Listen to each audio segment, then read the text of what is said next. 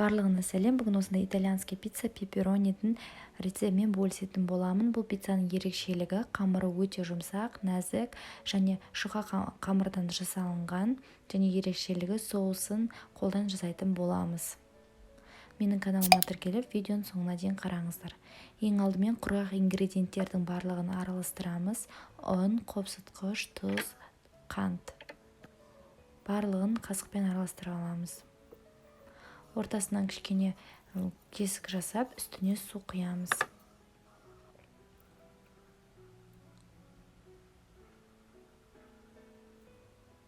Үстіне май құямыз. Қамырымыз егерде қатты жабысып қалатын болса, кішкене ұн сеуіп, елесеңіздер болады. Бірақ негізі қамырымыз осындай қолға жабысқақ болуы керек кішкене. Қамырды екіге бөліп, екі ыдысты да майлап, ортасына қамыр салып, кішкене май құямыз да бетін пленкамен жауып 1-2 сағатқа шетке қойып қоямыз. Ол кезде қызанақтарымызды осылай кесіп, үстіне қайнаған ыстық суды құйып 10 минуттан кейін қабығын ашып тастаймыз. Бұл қызанақтан біз соус жасайтын боламыз.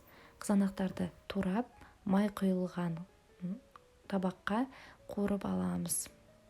Суын жібергеннен кейін қызанақтарымыз үстіне тұз және бұрышты және сарымсақты салып, 10-15 минуттай суы тартылғанын кішкене күтеміз.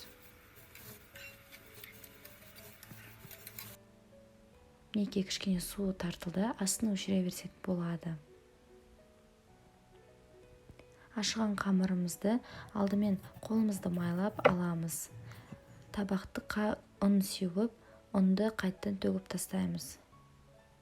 Үстіне қамырымызды қойып, жайып шығамыз. Сонда қамырымыз жабыспайтын болады осы ұнның арқасында. Соусымыздың жартысын салып шығамыз. Алдын ала қыздырылған пеште, яғни 230-250 градус пешке 12 минут пиццамызды пісіріп аламыз. Дәл осы рецептпен жасауға кеңес беремін. Осы оригинал рецептпен пиццаны келесіде жасағыңыз келіп тұратын болады.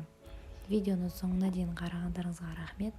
Менің арнамнан тағы да осындай рецепттер көргілеріңіз келсе, менің каналыма тіркеліңіздер. Сау болыңыздар.